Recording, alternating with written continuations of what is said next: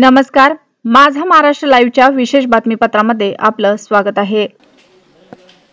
प्रभाग नंबर 11 की तरफ से जो डुकरान ज़्यादा हो चुके हैं, जो गली गली फिर रहे हैं, इसके बारे में मैंने और शेर अली साहब ने अगस्त में एक लेटर दिए थे कमिश्नर साहब को, जिसके ऊपर आज हमको एक लेटर मिला जो कार्रवाई करने के लिए, और वो उसमें 15 दिन का टाइम दिया गया है कि वो डुकरों को जल्दी से जल्दी हटाओ, नहीं तो हम पकड़ कर वापस लेके जाएंगे। इसमें हम दोनों के सिवा पूरी नगर सेवक शामिल हैं। इसलिए मैं सबसे पहले कमिश्नर साहब का शुक्रिया अदा करता हूँ और उन्होंने इस पर कार्रवाई जल्दी से जल्दी करें, इतना कहते हुए अपनी बात बताऊँ। इसके लिए आपने क्या कदम उठाए? देखिए, जब हम काउंसिल में थे उस वक्त भी मसूद सेठ और हमने काउंसिल के अंदर आवाज़ उठाई थी, इससे पहले लेटर भी दिए थे और एक बार कार्रवाई शुरू हुई थी। लेकिन जो डुक्कर लोग पालन करते हैं वो लोगों की संगठनों ने कमिश्नर से मिलकर ये कहा था, कलेक्टर साहब से, वो कि हम इसका बंदोबस्त कर देंगे, बंदिश पालन करेंगे, यानी हम मोकला उनको नहीं छोड़ेंगे।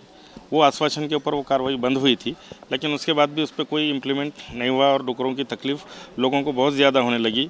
गली गली वो फिरने लगे, बच्चे, छोटे छोटे बच्चे और बड़े बड़े जानवर।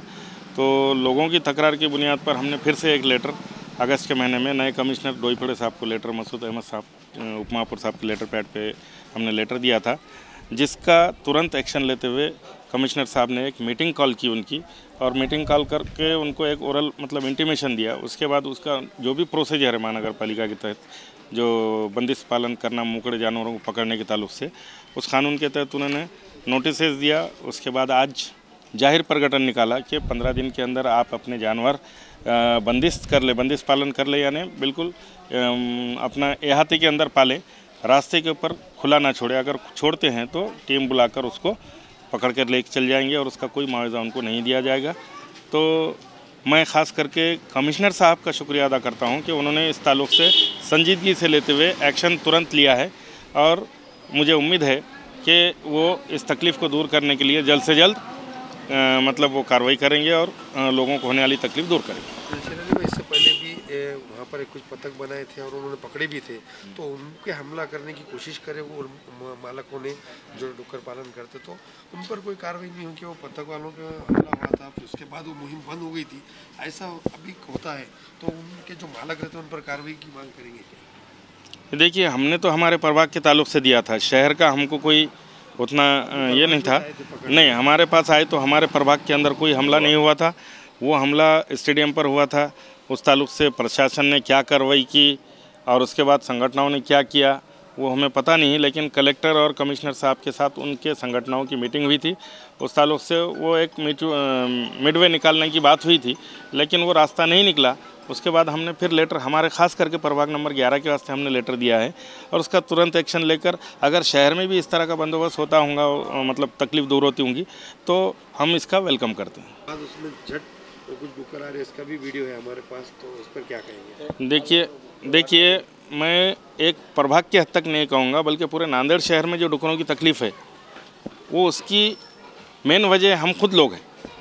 अगर हम साफ़ सफाई का ख्याल रखते हैं और खाने को उनकी ग़िज़ा मुयस्सर नहीं होने देते, जैसा कि झूठा झाटा अपन घर में का निकालते रोड पर लाकर फेंक देते हैं, या तुम्हारे होटलों का झूठा झाटा अगर रास्ते पर फेंक देते हैं, तो जानवर वो आ रहे हैं और खाने के लिए वो आते हैं और वो रास्ते पर तकलीफ़ दे रहे हैं। और उन लोगों को भी जो पाल रहे हैं, जब ग़िज़ा उनको नहीं मिलेगी तो वो जानवर वहाँ पे रह नहीं सकेंगे और वो बाहर छोड़ नहीं सकेंगे, उनको बंदिश पालन करना पड़ेगा।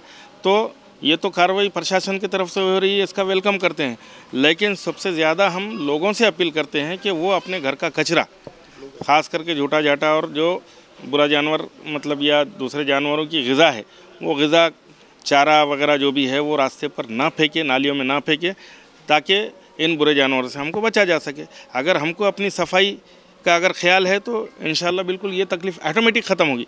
ये तो कार्रवाई होती रहेगी, फिर उसके बाद और क्या होगा ये नहीं पता, लेकिन सबसे पहले हमको अमल करने की ज़रूरत है कि कचरा हम न फेंकते हुए गाड़ी आने का इंतज़ार करें। 2 दिन 3 दिन डब्बे में रखकर अगर डालते हैं, अगर गाड़ी नहीं आती है हमको फ़ोन करें, हम गाड़ी भिजवाएंगे। प्रशासन वाले डब्बे भी नहीं रखे ना एक साइडों में, मतलब जो डब्बे रखे कचरा डालने। देखिए, डब्बे मुक्त कार्रवाई, कुंडी मुक्त कार्रवाई करने के लिए, डोर टू डोर कलेक्शन करने के लिए गाड़ियाँ आ रही है। भले ही वो 2 दिन के बाद आती हो या 3 दिन के बाद आती हो, लेकिन हम अपना डस्टबिन के अंदर 2 दिन का कचरा या 3 दिन का कचरा डस्टबिन में हम रख सकते हैं, ऐसा नहीं है।